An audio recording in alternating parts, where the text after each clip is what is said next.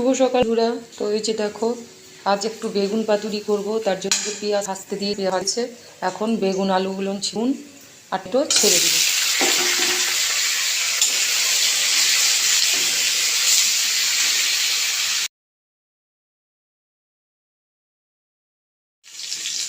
তো দেখো ভাজা ভাজা হয়ে গেছে। এখন দিয়ে দিচ্ছি স্বাদ মতন লবণ, দিয়ে দিচ্ছি হলুদ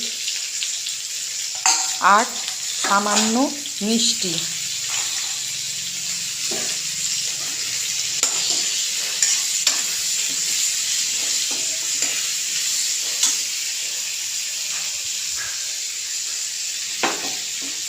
সর্ষা গুলিয়ে রেখেছিলাম, সেই সর্ষাটা এখন দিয়ে দেব।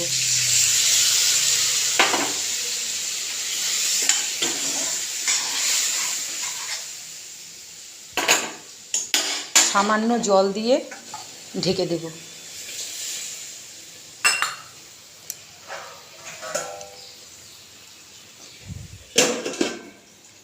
এইভাবে বেগুন পাতুরি করে নেব।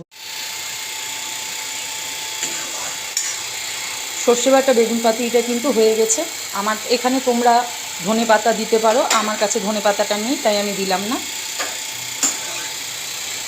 এখন নামিয়ে নেব।